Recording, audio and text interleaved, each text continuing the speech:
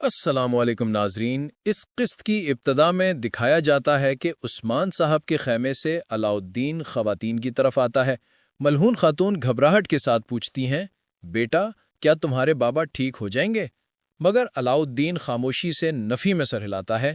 یہ دیکھ کر ملہون خاتون شدید غم میں ڈوب جاتی ہیں۔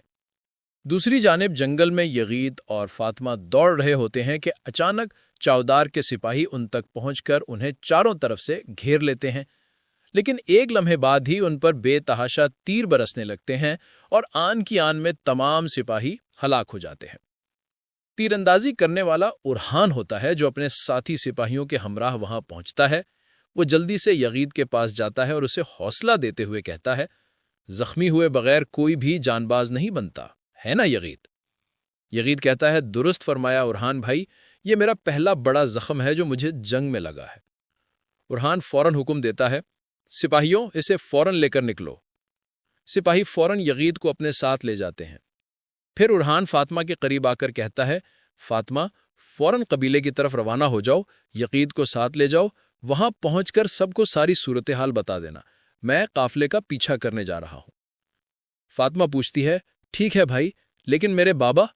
ارحان جواب دیتا ہے، وہ اپنے خیمے میں موجود ہیں، ان کے بچوں پر فرض ہے کہ وہ اپنے والد کا حق ادا کریں۔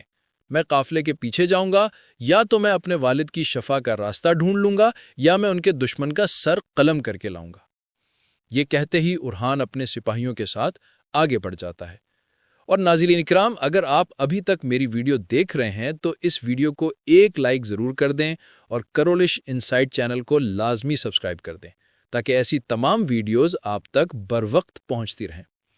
ادھر گنجا غصے کے عالم میں دیدار کے ساتھ خیمے میں داخل ہوتی ہے اور کہتی ہے، آہ ماں، انہوں نے تو مجھے کچھ بولنے ہی نہیں دیا۔ دیدار کہتی ہے، وہ پہلے بھی نیلوفر کو پسند نہیں کرتی تھی، اب بھی اسی روش پر ہے۔ اگر عثمان سردار کی موت ہو گئی تو پورا قبیلہ ہل جائے گا، مگر اس نے ابھی سے چالیں چلنا شروع کر دی ہیں۔ گنجا کہتی ہے، دیدار خاتون، اللہ عثمان صاحب کو زندگی دے، مگر ملہون کا کہنا ہے کہ وہ اگرچہ اپنے بچوں سے محبت رکھتی ہے، مگر وہ چاہتی ہے کہ سرداری کی کرسی پر ارحان بیٹھے، اور وہ نیلوفر کو بھی ریاست کی ماں بنانے کی تیاری کر رہی ہے۔ گنجا مزید کہتی ہے، سرداری کا اصل وارث علاؤالدین ہے، تمام سردار یہ بات جانتے ہیں، میرے والد بھی یہی چاہتے ہیں۔ دیدار خاموشی سے سنتی ہے اور پھر کہتی ہے، اسی لیے تو وہ شروع سے چاہتی تھی کہ علاؤالدین کی شادی کسی اور لڑکی سے ہو تاکہ قبیلے کا واحد وارث ارحان ہی ٹھہرے۔ وہ بخوبی جانتی ہے کہ تم دونوں ایک دوسرے سے کتنی محبت کرتے ہو، اور یہ بھی کہ علاؤالدین تمہارے بغیر کوئی فیصلہ نہیں کرے گا۔ کچھ لمحے بعد گنجا غصے میں کہتی ہے، میں اس ساری سازش کو ختم کر دوں گی دیدار خاتون، چولپان کو بلاؤ، مجھے اس سے بات کرنی ہے۔ دیدار خوش ہو کر کہتی ہے، میں جانتی تھی کہ تم یہی کرو گی، میں اسے پہلے ہی پیغام بھجوا چکی ہوں، وہ آج ہی پہنچ جائے گی۔ گنجا آہستہ لہجے میں کہتی ہے، یہ سب بہت جلد مکمل ہو جائے گا، علاؤالدین بھی باپ بنے گا اور وہی قائق قبیلے کا سردار ہوگا۔ دوسری طرف فلاویوس لوٹا ہوا مال لے کر آگے بڑھ رہا ہوتا ہے۔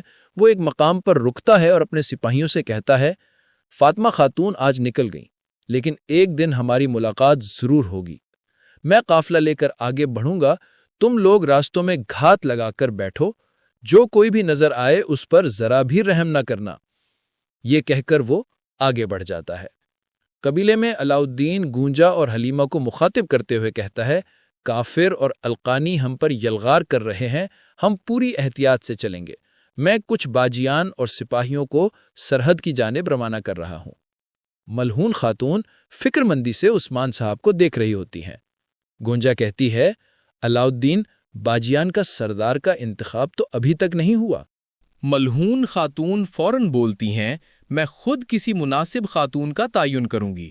گونجا جواب دیتی ہے، ماں، یہ وہ وقت نہیں کہ ذمہ داریاں تبدیل کی جائیں، میری نظر میں حلیمہ کو اپنا عہدہ برقرار رکھنا چاہیے۔ ملہون سخت لہجے میں کہتی ہیں، یہ بات تمہاری نہیں گونجا، حلیمہ نے کوتاہی کی ہے، اس کا انجام بھگتے گی۔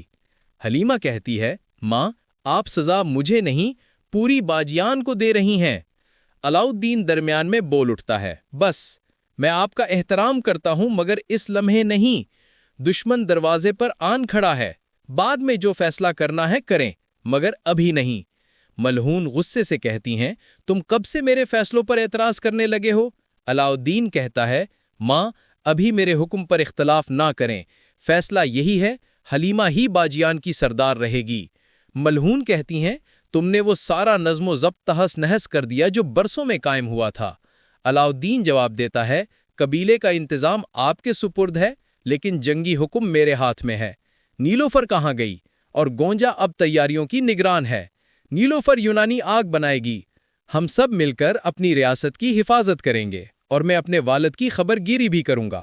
دوسری طرف جنگل میں اورہان اپنے سپاہیوں سمیت گھوڑا دوڑاتا جا رہا ہوتا ہے کہ اچانک فلاویوس کے گھڑ سوار ان کا راستہ روک لیتے ہیں۔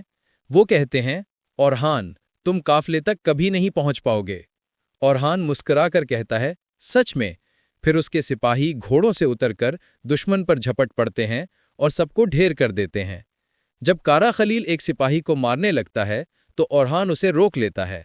اورہان سوال کرتا ہے، تم چودار کے آدمی نہیں ہو، سچ بتاؤ کون ہو؟ وہ خوف زدہ ہو کر کہتا ہے، رک جاؤ، ہمیں فلاویوس نے یہاں تعینات کیا ہے۔ وہ بتاتا ہے کہ فلاویوس قافلے کو چودار قبیلے کی طرف لے جائے گا، وہی جگہ جہاں تیمور تاش موجود ہے۔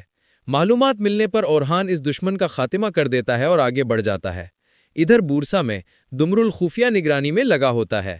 وہ سنتا ہے کہ تکفور ساروز اپنے مہمان الخانی گورنر تیمور تاش کو قلعہ دکھانے لے جا رہا ہے۔ دمرل خود سے کہتا ہے، یا تو میں راستہ ڈھونڈ نکالوں گا یا یہی راستہ میری موت بن جائے گی۔ ساروز تیمور تاش کو بورسا گھما کر دکھاتے ہوئے کہتا ہے کہ وہ بہت جلد بڑا وار کریں گے، مگر تیمور تاش اسے روک کر کہتا ہے، شاہنشاہ نے تمہیں پہلے ہی حملے سے منع کیا تھا، تم ناکام ہو چکے ہو۔ ساروز جواب دیتا ہے، اگلی بار ہم کامیاب ہوں گے، میں کائے لشکر کو نیست و نابود کر دوں گا اور تم ان کے قبیلے کو پراگندہ کر دو گے۔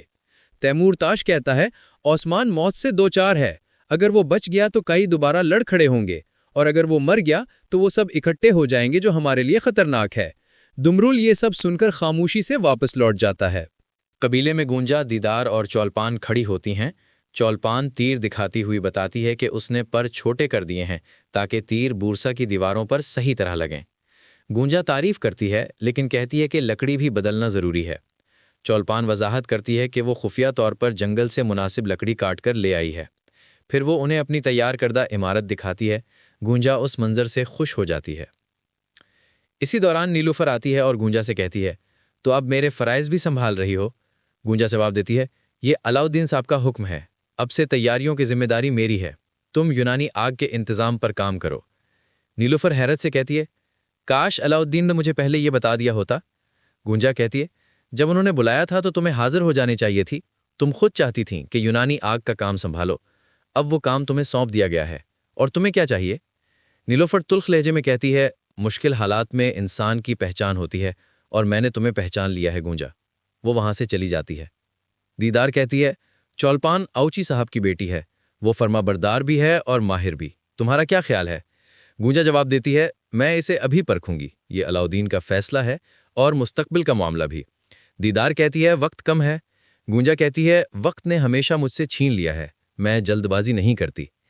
پھر وہ آگے بڑھتی ہے اور اچانک علاؤالدین اسے نظر آتا ہے۔ وہ اسے دیکھ کر کہتی ہے، میرے علاؤالدین، میرا دل جل رہا ہے اور یہ آگ میں اپنے ہاتھوں سے بھڑکا رہی ہوں، صرف تمہارے لیے۔